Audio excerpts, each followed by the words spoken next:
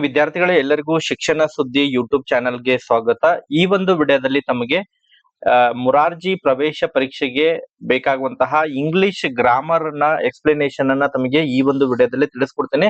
So ಈ ಒಂದು ವಿಡಿಯೋದಲ್ಲಿ ತಮಗೆ ಪಾರ್ಟ್ಸ್ ಆಫ್ ಸ್ಪೀಚ್ ಗೆ ಸಂಬಂಧಪಟ್ಟಂತೆ ಯಾವ ರೀತಿಯಾದಂತಹ ಪ್ರಶ್ನೆಗಳನ್ನ ಇಂಗ್ಲಿಷ್ ಗ್ರಾಮರ್ ನಲ್ಲಿ ಮುರಾರ್ಜಿ ಪ್ರಶ್ನೆ ಪತ್ರಿಕೆಯಲ್ಲಿ ಕೇಳ್ತಾರೆ, ಅದಕ್ಕೆ ಸಂಬಂಧಪಟ್ಟಂತೆ ಡೀಟೇಲ್ ಆದಂತಹ ಇನ್ಫಾರ್ಮೇಶನ್ ಅನ್ನ ತಮಗೆ ಈ ಒಂದು ವಿಡಿಯೋದಲ್ಲಿ ನೀಡ್ತಾ ಹೋಗ್ತೇನೆ. ವಿದ್ಯಾರ್ಥಿಗಳು, ಈಗಾಗಲೇ ಕೊನೆಯ ಹಂತದ ತಯಾರಿಯನ್ನ ನಾವು ಮಾಡ್ತಾ ಇದ್ದೀವಿ. ಇನ್ನೇನು ಕೆಲವೇ ದಿನಗಳಲ್ಲಿ ಅಂತ ಹೇಳಿದ್ರೆ ಇದೇ ಶನಿವಾರ ತಮಗೆ ಮುರಾರ್ಜಿ ಪ್ರವೇಶ ಪರೀಕ್ಷೆ ನಡೆಯಲಿದ್ದು, ಆ ಒಂದು ಪ್ರವೇಶ ಪರೀಕ್ಷೆಯಲ್ಲಿ ಇಂಗ್ಲಿಷ್ ಪ್ರಶ್ನೆಗಳನ್ನ ಇಂಗ್ಲಿಷ್ ಗ್ರಾಮರ್ ಗೆ ಸಂಬಂಧಪಟ್ಟಂತೆ 20 ಅಂಕಗಳನ್ನ ತಾವು ಸುಲಭವಾಗಿ ಪಡಿಬಹುದು ವಿದ್ಯಾರ್ಥಿಗಳೇ. ಸೊ ಆ ಒಂದು ಕಾರಣಕ್ಕಾಗಿ ಇಂಗ್ಲಿಷ್ ಗ್ರಾಮರ್ ಅನ್ನ ತಮಗೆ ಈ ಒಂದು ವಿಡಿಯೋದಲ್ಲಿ ತಿಳಿಸ್ತಾ ಬರ್ತೀನಿ. ಈಗಾಗಲೇ ನಮ್ಮ ಒಂದು ಯೂಟ್ಯೂಬ್ ಚಾನೆಲ್ ನಲ್ಲಿ ಅನೇಕ ಮುರಾರ್ಜಿ ಪ್ರಶ್ನೆ ಪತ್ರಿಕೆಯ ಕೀ ಉತ್ತರಗಳನ್ನ ಈಗಾಗಲೇ ಎಕ್ಸ್ಪ್ಲನೇಷನ್ ಮುಖಾಂತರ ಅಪ್ಲೋಡ್ ಮಾಡಿದ್ದೇವೆ. ಅದನ್ನು ವೀಕ್ಷಣೆ ಮಾಡಿಲ್ಲ ಅಂತ ಹೇಳಿದ್ರೆ ಈ ಒಂದು ವಿಡಿಯೋದ ಡಿಸ್ಕ್ರಿಪ್ಷನ್ ಬಾಕ್ಸ್ ನಲ್ಲಿ, ಅದರ ಜೊತೆಗೆ ಕಮೆಂಟ್ ಸೆಕ್ಷನ್ ಅಲ್ಲಿ ಆಗಿರ್ಬೋದು, ನೆಕ್ಸ್ಟ್ ಎಂಡ್ ಸ್ಕ್ರೀನ್ ಅಲ್ಲೂ ಕೂಡ ಹಾಕಿರ್ತೀನಿ, ಹೋಗಿ ತಾವು ಅದನ್ನ ವೀಕ್ಷಣೆ ಮಾಡಬಹುದು. ಹಾಗಾದ್ರೆ ಬನ್ನಿ ವಿದ್ಯಾರ್ಥಿಗಳೇ, ಪ್ರತಿಯೊಬ್ರು ಕೂಡ ವಿಡಿಯೋಗೆ ಒಂದು ಲೈಕ್ ಕೊಡ್ಬೇಕು. ಯಾಕಂತ ಹೇಳಿದ್ರೆ ತಾವು ವಿಡಿಯೋನ ಲೈಕ್ ಮಾಡಿ, ಚಾನೆಲ್ ಅನ್ನ ಸಬ್ಸ್ಕ್ರೈಬ್ ಮಾಡಿ, ವಿಡಿಯೋನ ವಾಚ್ ಮಾಡಿದ್ರೆ ನಾವು ಮುಂದೆ ಹಾಕ್ತಾ ಇರುವಂತಹ ಪ್ರತಿಯೊಂದು ವಿಡಿಯೋಗಳ ನೋಟಿಫಿಕೇಶನ್ ತಮಗೆ ದೊರಕ್ತಾ ಇರುತ್ತೆ. ಸೊ ಆ ಕಾರಣಕ್ಕಾಗಿ ಪ್ರತಿಯೊಬ್ರು ಕೂಡ ಕಮೆಂಟ್ ಸೆಕ್ಷನ್ ಅಲ್ಲಿ ತಮ್ಮ ಹೆಸರನ್ನ ಬರೆದು ತಾವು ಈ ಕೆಲವೊಂದಿಷ್ಟು ಪ್ರಶ್ನೆಗಳನ್ನ ಕೇಳಿದಂತಹ ಸಂದರ್ಭದಲ್ಲಿ ಆ ಪ್ರಶ್ನೆಗಳಿಗೆ ಉತ್ತರವನ್ನು ಕೂಡ ತಾವು ಕಮೆಂಟ್ ಸೆಕ್ಷನ್ ಅಲ್ಲಿ ನೀಡ್ತಾ ಇರಬೇಕು ವಿದ್ಯಾರ್ಥಿಗಳೇ. ಹಾಗಾದ್ರೆ ಬನ್ನಿ ವಿದ್ಯಾರ್ಥಿಗಳೇ, ಇವತ್ತಿನ ಈ ಒಂದು ವಿಡಿಯೋನ ಪ್ರಾರಂಭಿಸೋಣ. ಸೊ ಇಲ್ಲಿ ಇಂಗ್ಲಿಷ್ ವಿಷಯಕ್ಕೆ ಸಂಬಂಧಪಟ್ಟಂತೆ ಗ್ರಾಮರ್ ಭಾಗಕ್ಕೆ ಸಂಬಂಧಪಟ್ಟಂತಹ ತಮಗೆ ಎಕ್ಸ್ಪ್ಲನೇಷನ್ ಅನ್ನ ನೀಡ್ತಾ ಹೋಗ್ತೇನೆ ವಿದ್ಯಾರ್ಥಿಗಳೇ. ಮೊದಲನೇದಾಗಿ ಈ ಗ್ರಾಮರ್ ನಲ್ಲಿ ತಮಗೆ ಇಂಗ್ಲಿಷ್ ವಿಷಯಕ್ಕೆ ಸಂಬಂಧಪಟ್ಟಂತೆ ಬೇಸಿಕ್ ಐಡಿಯಾಸ್ ಗೊತ್ತಿರಬೇಕು. ಓಕೆ, ಆ ಒಂದು ಕಾರಣಕ್ಕಾಗಿ ತಮಗೆ ಇನ್ಫಾರ್ಮೇಶನ್ ಅನ್ನ ತಿಳಿಸ್ತಾ ಹೋಗ್ತೇನೆ.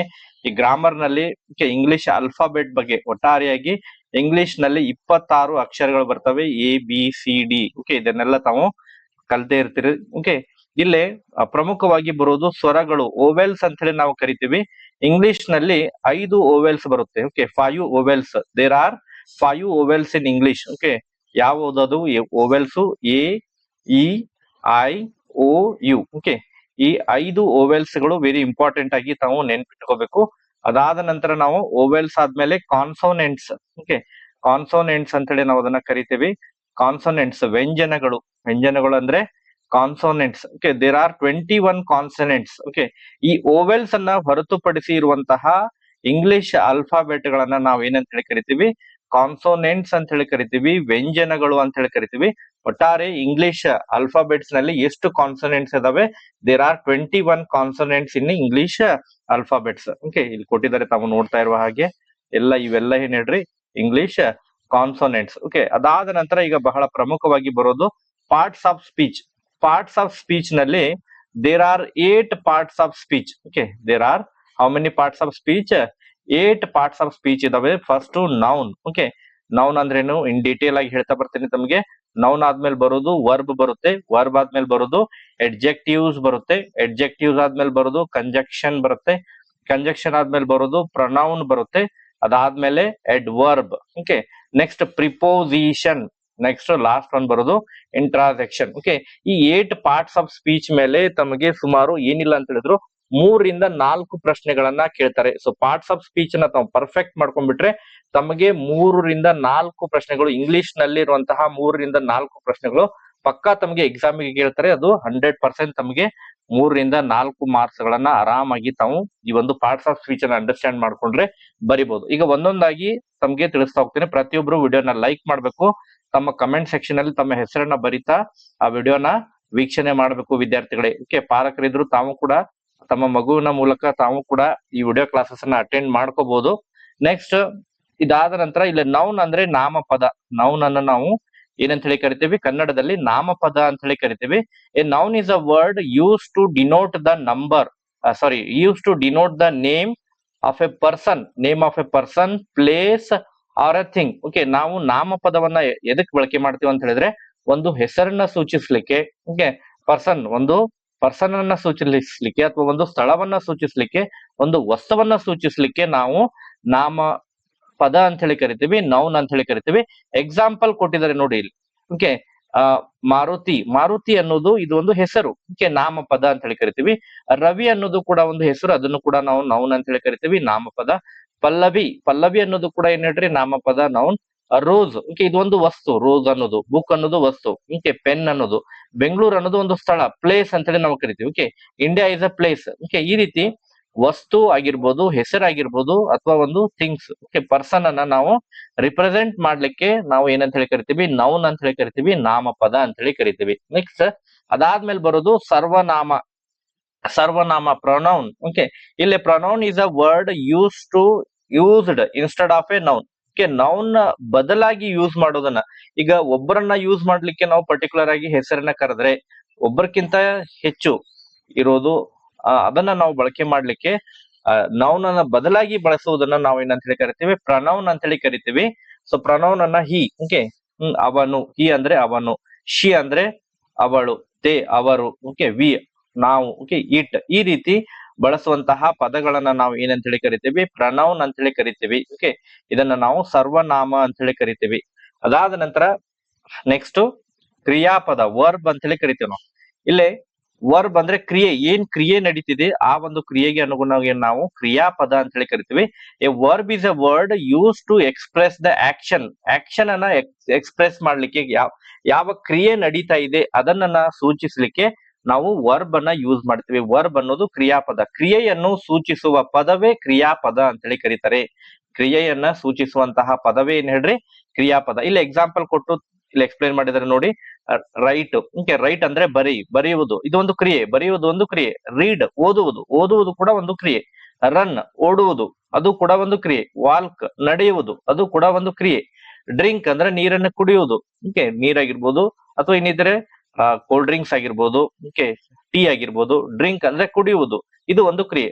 ಸಿಂಗ್, ಓಕೆ ಸಿಂಗ್ ಅಂದ್ರೆ ಹಾಡುವುದು, ಇದು ಕೂಡ ಒಂದು ಕ್ರಿಯೆ. ಕಟ್ ಅಂದ್ರೆ ಕತ್ತರಿಸುವುದು, ಲುಕ್ ನೋಡು, ಓಕೆ ಈ ರೀತಿ ಇವನ್ನೆಲ್ಲವನ್ನು ನಾವ್ ಏನಂತ ಹೇಳಿ ಕರಿತೀವಿ, ಕ್ರಿಯಾಪದ, ವರ್ಬ್ ಅಂತ ಹೇಳಿ ನಾವು ಇದನ್ನ ಕರಿತೀವಿ. ಓಕೆ ಇಲ್ಲ ಒಂದು ಎಕ್ಸಾಂಪಲ್ ಕೊಟ್ಟಿದ್ದಾರೆ ನೋಡಿ, ಹಿ ರೈಟ್ಸ್ ಎ ಸ್ಟೋರಿ, ಅವನು ಕತೆ ಬರೆಯುತ್ತಾನೆ, ಅಂತ ಹೇಳಿ ಕೊಟ್ಟಿದ್ದಾರೆ. ಸೊ ಇದರಲ್ಲಿ ಹಿ ರೈಟ್ಸ್ ಎ ಸ್ಟೋರಿ, ಇಲ್ಲೇ ಕ್ರಿಯಾಪದ ಏನು, ಓಕೆ ಆತ ಏನ್ ಮಾಡ್ತಾ ಇದ್ದಾನೆ ಅಲ್ಲಿ ಲೆಟರ್ ಅನ್ನ ಬರಿತಾ ಇದ್ದಾನೆ. ಹಿ ರೈಟ್ ಎ ಸ್ಟೋರಿ ಕಥೆಯನ್ನ ಬರಿತಾ ಇದ್ದಾನೆ. ಸೊ ರೈಟ್ ಅನ್ನೋದು ಏನ್ ಹೇಳ್ರಿ, ಇದು ಕ್ರಿಯೆ, ರೈಟ್ ಅನ್ನೋದು ಕ್ರಿಯೆ ಬರುತ್ತೆ. ನೆಕ್ಸ್ಟ್ ಶಿ ಈಟ್ಸ್ ಬನಾನಾ, ಇಲ್ಲಿ ಏನ್ ಬರುತ್ತೆ, ಅವಳು ಬಾಳೆಹಣ್ಣು ತಿನ್ನುತ್ತಾಳೆ. ಓಕೆ ಏನ್ ತಿಂತಾ ಇದೆ, ಕ್ರಿಯೆ ಏನಾಗ್ತಾ ಇದೆ, ಈಟ್ ತಿನ್ನುವುದು ಏನಾಗುತ್ತೆ ಹೇಳ್ರಿ, ಕ್ರಿಯೆ ಆಗುತ್ತೆ. Next the cat drinks milk, okay drinks ಅನ್ನೋದು ಏನಾಗುತ್ತೆ, ಕ್ರಿಯೆ ಆಗುತ್ತೆ, ಕ್ರಿಯಾಪದ, ಅದನ್ನ ನಾವು ವರ್ಬ್ ಅಂತ ಹೇಳಿ ಕರಿತೀವಿ. ನೆಕ್ಸ್ಟ್ ಶೌರ್ಯ ಪ್ಲೇಸ್ ಎ ಕ್ರಿಕೆಟ್, ಪ್ಲೇಸ್ ಅನ್ನೋದು ಕ್ರಿಯೆ, ನಡೀತಾ ಇರೋದೇನು, ಕ್ರಿಕೆಟ್ ಆಡ್ತಾ ಇದ್ದಾನೆ. ಸೊ ಇಲ್ಲೇ ಇವನ್ನೆಲ್ಲವನ್ನು ನಾವು ಏನಂತ ಹೇಳಿ ಕರಿತೀವಿ, ಕ್ರಿಯಾಪದ ಅಂತ ಹೇಳಿ ಕರಿತೀವಿ, ವರ್ಬ್ ಅಂತ ಹೇಳಿ ಕರಿತೀವಿ. ಅಂಡರ್ಲೈನ್ ಮಾಡಿರುವಂತಹ ಪದ ಏನ್ ಹೇಳ್ರಿ, ಕ್ರಿಯಾಪದ ಬರುತ್ತೆ. ನೆಕ್ಸ್ಟ್ ಅದೇ ರೀತಿ ಎಡ್ವರ್ಬ್ ಅನ್ನ ತಿಳೋಣ. ಎಡ್ವರ್ಬ್ ಅಂದ್ರೆ ಏನ್ ಹೇಳ್ರಿ, ಸೊ ಎಡ್ವರ್ಬ್ ಅಂದ್ರೆ ಕ್ರಿಯಾ ವಿಶೇಷಣ, ಕ್ರಿಯೆಯ ವಿಶೇಷಣವನ್ನ ಸೂಚಿಸುವುದಕ್ಕೆ ನಾವು ಎಡ್ವರ್ಬ್ ಅಂತ ಹೇಳಿ ಕರಿತೀವಿ, ಕ್ರಿಯಾ ವಿಶೇಷಣ ಅಂತ ಹೇಳಿ ಕರಿತೀವಿ. And adverb is a word use to describe a verb, an adjective or another adverb. ಕ್ರಿಯಾಪದವನ್ನು ವರ್ಣಿಸುವ ಪದವೇ ಕ್ರಿಯಾ ವಿಶೇಷಣ. ಓಕೆ ಕ್ರಿಯಾಪದ ಏನ್ ವರ್ಬ್ ಇದೆ, ವರ್ಬ್ ಅನ್ನ ವರ್ಣನೆ ಮಾಡೋದು, ವರ್ಣಿಸುವಂತಹ ಕ್ರಿಯಾಪದವನ್ನ ವರ್ಣಿಸುವಂತಹ ಪದವನ್ನೇ ನಾವು ಕ್ರಿಯಾ ವಿಶೇಷಣ ಅಂತ ಹೇಳಿ ಕರಿತೀವಿ. ಇಲ್ಲೇ they walk slowly, okay they walk ಅನ್ನೋದು ಏನ್ ಹೇಳ್ರಿ, ವರ್ಬ್ ಆಗುತ್ತೆ. ಸೊ ವರ್ಬ್ ಆತ ಯಾವ ರೀತಿ ನಡೀತಾ ಇದ್ದಾನೆ, ಸ್ಲೋಲಿ ನಡೀತಾ ಇದ್ದಾನೆ. ಕ್ರಿಯೆಯ ವಿಶೇಷಣ ಏನಿದೆ, ಇಲ್ಲಿ ಸ್ಲೋಲಿ ನಡೀತಾ ಇದ್ದಾನೆ, ಆದ್ರೆ ಸ್ಲೋ ಆಗಿ ನಡೀತಾ ಇದ್ದಾನೆ. ಸೊ ಇದು ಎಡ್ವರ್ಬ್ ಆಗುತ್ತೆ. ಸ್ಲೋಲಿ ಅನ್ನೋದು ಏನಾಗುತ್ತೆ ಹೇಳ್ರಿ, ಇದು ಎಡ್ವರ್ಬ್ ಆಗುತ್ತೆ. ಅವನು ನಿಧಾನವಾಗಿ ನಡೆಯುತ್ತಿದ್ದಾನೆ. ವಾಲ್ಕ್ ಅನ್ನೋದು ಏನಾಗುತ್ತೆ, ಇದು ವರ್ಬ್ ಆದ್ರೆ ಓಕೆ ಇದು ಎಡ್ವರ್ಬ್ ಆಗುತ್ತೆ, ಎಡ್ವರ್ಬ್ ಗೊತ್ತಾಯ್ತಾ. ಸೊ ಅದೇ ರೀತಿ ಹಿ ರೀಡ್ಸ್ ಲೌಡ್ಲಿ, ಓಕೆ ರೀಡ್ಸ್ ಅನ್ನೋದು ವರ್ಬ್, ಓಕೆ ರೀಡ್ಸ್ ಅನ್ನೋದು ವರ್ಬ್ ಆಗುತ್ತೆ. ಲೌಡ್ಲಿ ಅನ್ನೋದು ಏನಾಗುತ್ತೆ, ಯಾವ ರೀತಿ ಓದ್ತಾ ಇದ್ದಾನೆ, ಜೋರಾಗಿ ಓದ್ತಾ ಇದ್ದಾನೆ. ಸೊ ಇದು ಎಡ್ವರ್ಬ್ ಆಗುತ್ತೆ, ಎಡ್ವರ್ಬ್. ಓಕೆ ಅದೇ ರೀತಿ ಶಿ ಸಿಂಗ್, ಓಕೆ ಸಿಂಗ್ ಅನ್ನೋದು ಹಾಡು ಅನ್ನೋದು ವರ್ಬ್ ಬರುತ್ತೆ. So verb. ಬ್ಯೂಟಿಫುಲ್ ಅಂದ್ರೆ ಚೆನ್ನಾಗಿ, ಸುಂದರವಾಗಿ, ಅಂದ್ರೆ ಇದು ಎಡ್ವರ್ಬ್ ಆಗುತ್ತೆ. ಏನಾಗುತ್ತೆ, ಇದು ಎಡ್ವರ್ಬ್ ಆಗುತ್ತೆ. ಈ ರೀತಿ ಎಡ್ವರ್ಬ್ ಅಂದ್ರೆ ಕ್ರಿಯಾ ವಿಶೇಷಣ ಬರುತ್ತೆ. ವಿದ್ಯಾರ್ಥಿಗಳೇ ಪ್ರತಿಯೊಬ್ರು ಕೂಡ ವಿಡಿಯೋನ ಲೈಕ್ ಮಾಡ್ಬೇಕು. ಸೊ ಈ ಗ್ರಾಮರ್ ಗೆ ಸಂಬಂಧಪಟ್ಟಂತೆ ತಮಗೆ ಇನ್ನೂ ಹೆಚ್ಚು ಗ್ರಾಮರ್ ಗಳು ಬೇಕಂತ ಹೇಳಿದ್ರೆ ಅತಿ ಹೆಚ್ಚು ಕಮೆಂಟ್ ಗಳನ್ನ ಮಾಡ್ಬೇಕು. ತಾವು ಕಮೆಂಟ್ ಗಳನ್ನ ಮಾಡಿದ್ರೆ ಗ್ರಾಮರ್ ಅನ್ನ ನಮಗೆ ಬೇಕು, ಆ ಗ್ರಾಮರ್ ಕ್ಲಾಸಸ್ ಅನ್ನ ಕಂಡಕ್ಟ್ ಮಾಡ್ರಿ ಅಂತ ಹೇಳಿದ್ರೆ ನಾವು ಮುಂದುವರಿಸ್ತೇವೆ ಇದನ್ನ. ಓಕೆ ಇಲ್ಲೇ ಎಡ್ಜೆಕ್ಟಿವ್ಸ್, ಈಗ ಎಡ್ಜೆಕ್ಟಿವ್ಸ್ ಅನ್ನ ತಿಳ್ಕೊಳ್ಳೋಣ. ಎಡ್ಜೆಕ್ಟಿವ್ಸ್ ಅಂದ್ರೆ ನಾಮ ವಿಶೇಷಣ. ಎಡ್ಜೆಕ್ಟಿವ್ಸ್ ಅಂದ್ರೆ ಏನ್ ಹೇಳ್ರಿ, ನಾಮ ವಿಶೇಷಣ. ಇವೆಲ್ಲ ಪಾರ್ಟ್ಸ್ ಆಫ್ ಸ್ಪೀಚ್ ನಲ್ಲಿ ಬರೋದು. adjectives. Okay, an adjective is the word used to describe the quality or a quantity or a noun, quantity of a noun or pronoun. Okay, adjective ಅಂದ್ರೆ ಏನ್ ಹೇಳ್ರಿ? Adjective is a word used to describe the quality or a quantity of a noun or a pronoun. ನಾಮಪದ ಅಥವಾ ಸರ್ವನಾಮದ ವಿಶೇಷ ತಿಳಿಸುವ ಪದವೇ ನಾಮ ವಿಶೇಷಣ ಅಂತ ಹೇಳಿ ಕರಿತೀವಿ. ಅಡ್ಜೆಕ್ಟಿವ್ ಅಂತ ಹೇಳಿ ಕರಿತೀವಿ. ಇಲ್ಲಿ good, okay, poor, white, one, sweet, smell ಇವೆಲ್ಲವನ್ನ ನಾವೇನಂತ ಹೇಳಿ ಕರಿತೀವಿ? ನಾಮ ವಿಶೇಷಣ ಅಂತ ಹೇಳಿ ಕರಿತೀವಿ. ಇಲ್ಲೇ he is a good boy. Okay, he is a good boy. Good ಅನ್ನೋದು ಏನ್ ಹೇಳ್ರಿ? ನಾಮದ ವಿಶೇಷಣ. ಆತ ಯಾವ ರೀತಿ ಇದ್ದಾನೆ, ಆತನ ವಿಶೇಷತೆ ಏನು, ಅದನ್ನ ಸೂಚಿಸಲಿಕ್ಕೆ ನಾವು ಅಡ್ಜೆಕ್ಟಿವ್ಸ್ ಅನ್ನ ಯೂಸ್ ಮಾಡ್ತೀವಿ, ನಾಮ ವಿಶೇಷಣ ಅಂತ ಹೇಳಿ ಕರಿತೀವಿ. ಇಲ್ಲೇ she is A beautiful girl. ಇಲ್ಲಿ ಬ್ಯೂಟಿಫುಲ್ ಅನ್ನೋದು ಏನ್ ಹೇಳ್ರಿ? ನಾಮ ವಿಶೇಷಣ ಬರುತ್ತೆ. ಅವಳು ಸುಂದರ ಹುಡುಗಿ. ಓಕೆ, ಅದೇ ರೀತಿ it is A sweet. It is A sweet ಅನ್ನೋದು ಅದು ಅದರ ಒಂದು ವಿಶೇಷಣ, ನಾಮದ ಒಂದು ವಿಶೇಷಣ. ಸೊ ಇದು ಅಡ್ಜೆಕ್ಟಿವ್ ಆಗುತ್ತೆ. Next, Ramu has 5 rupees. Ramu has 5 rupees. Okay, ಇದು 5 ಅನ್ನೋದು ಏನಾಗುತ್ತೆ ಹೇಳ್ರಿ? ಇಲ್ಲಿ ವಿಶೇಷಣ ಬರುತ್ತೆ. ಓಕೆ, ಈ ರೀತಿ ಅಡ್ಜೆಕ್ಟಿವ್ಸ್ ಅಂತ ಹೇಳಿ ನಾವು ಇದನ್ನ ಕರಿತೀವಿ. ನೆಕ್ಸ್ಟ್, ಅದಾದ ನಂತರ ಪ್ರಿಪೋಸಿಷನ್. ಓಕೆ, ಉಪಸರ್ಗ ವರ್ಗ ಬರುತ್ತೆ. ಇಲ್ಲೇ preposition is a word used with a noun or a pronoun to show how the person or thing denoted by the noun or a pronoun stands with a relation to the something else ಅಂತ ಹೇಳಿ ಕೊಟ್ಟಿದ್ದಾರೆ. ಇನ್ ಅಂದ್ರೆ ಅಲ್ಲಿ, ಆಟ್ ಅಂದ್ರೆ ಕಡೆಗೆ, okay, with ಅಂದ್ರೆ ಜೊತೆಗೆ. Next, by, from, ಇಂದ ಬರುತ್ತೆ. ಬೈ ಅಂದ್ರೆ, ಫ್ರಾಮ್ ಅಂದ್ರೆ ಇಂದ, ಫಾರ್ ಅಂದ್ರೆ ಸಲುವಾಗಿ, ಆಫ್ ಅಂದ್ರೆ ಆನ್ ಅಂದ್ರೆ ಮೇಲೆ, ಓಕೆ, ಇತ್ಯಾದಿ ಈ ರೀತಿಯಾದಂತಹ ಪದಗಳು ಬರ್ತವೆ.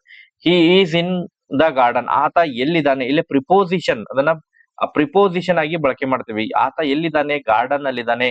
Okay, he is in garden. In ಅಂತ ಹೇಳಿ ಬರುತ್ತೆ. ಆತ ಗಾರ್ಡನ್ ನಲ್ಲಿ ಇದ್ದಾನೆ. ಓಕೆ, ಅಂದ್ರೆ ಇನ್ ಅನ್ನುವ ಪ್ರಿಪೋಸಿಷನ್ ಅನ್ನ ನಾವು ಯೂಸ್ ಮಾಡ್ತೀವಿ. She come from Mumbai. Okay, she come from, ಎಲ್ಲಿಂದ ಬರ್ತಾ ಇದ್ದಾನೆ? ಮುಂಬೈಯಿಂದ ಬರ್ತಾ ಇದ್ದಾನೆ. ಫ್ರಾಮ್, ಇಂದ. ಓಕೆ, ಎಲ್ಲಿಂದ ಬರ್ತಾ ಇದ್ದಾನೆ? ಇಂದ. ಇಲ್ಲೇ ಫ್ರಾಮ್ ಯೂಸ್ ಮಾಡ್ತೀವಿ. Next, the book is on the table. ಇದೊಂದು ಬುಕ್ ಇದೆ, ಇದೊಂದು ಟೇಬಲ್ ಇದೆ. ಓಕೆ, ಈ ಟೇಬಲ್ ಮೇಲೆ ಬುಕ್ ಅನ್ನ ಪ್ಲೇಸ್ ಮಾಡಿದ್ದಾರೆ. ಸೊ ಅದರ ಮೇಲೆ ಪ್ಲೇಸ್ ಮಾಡಿದ್ದಾರೆ. ಮೇಲೆ ಅನ್ನೋದನ್ನ ನಾವ್ ಏನಂತ ಹೇಳಿ ಕರಿತೀವಿ? ಆನ್ ಅಂತ ಹೇಳಿ ಕರಿತೀವಿ. ಆನ್, ಮೇಲೆ, ಅದರ ಮೇಲೆ ಬರೋದನ್ನ ನಾವು ಆನ್ ಅಂತ ಹೇಳಿ ಕರಿತೀವಿ. ಸೊ ಆ ಕಾರಣಕ್ಕಾಗಿ the book is on the table. The book is on the table, ಈ ರೀತಿ ಕರಿಬಹುದು. Next, Ravi vent city for study. Okay, for, ಆತ ಏತಕ್ಕಾಗಿ ಹೋಗಿದ್ದಾನೆ? ಸಿಟಿಗೆ ಏತಕ್ಕಾಗಿ ಹೋಗಿದ್ದಾನೆ? ಫಾರ್, ಓಕೆ, ಏಕೆ? ಸಲುವಾಗಿ. ಯಾಕೆ ಹೋಗಿದ್ದಾನೆ? ಸಲುವಾಗಿ. ಫಾರ್ ಸ್ಟಡಿ, ಆತ ಸ್ಟಡಿ ಮಾಡ್ಲಿಕ್ಕೆ, ಅಭ್ಯಾಸ ಮಾಡ್ಲಿಕ್ಕೆ ಹೋಗಿದ್ದಾನೆ, ಸಿಟಿಗೆ ಹೋಗಿದ್ದಾನೆ. ಓಕೆ, ಈ ರೀತಿ ಬರುತ್ತೆ. ನೆಕ್ಸ್ಟ್, ಇದಾದ ನಂತರ ಕಂಜಕ್ಷನ್. ಓಕೆ, ಕಂಜಕ್ಷನ್ ಅನ್ನ ಇಲ್ಲೇ a conjunction is a word use to join the word. Okay, ಎರಡು ಸೆಂಟೆನ್ಸ್ ಅನ್ನ ಆಡ್ ಮಾಡ್ಲಿಕ್ಕೆ, ಎರಡು ಪದಗಳನ್ನ ಆಡ್ ಮಾಡ್ಲಿಕ್ಕೆ, ಶಬ್ದವನ್ನ, ವ್ಯಾಖ್ಯಾನವನ್ನು ಜೋಡಿಸುವ ಪದವೇ ಓಕೆ ನಾವು ಅದನ್ನ ಕಂಜಕ್ಷನ್ ಅಂತ ಹೇಳಿ ಕರಿತೀವಿ. ಇಲ್ಲೇ ಬಟ್ ಅನ್ನ ಯೂಸ್ ಮಾಡ್ತೀವಿ, ಆರ್ ಅನ್ನ ಯೂಸ್ ಮಾಡ್ತೀವಿ, ನೈದರ್ ಅನ್ನು ಯೂಸ್ ಮಾಡ್ತೀವಿ, ಅಥವಾ ನಾರ್.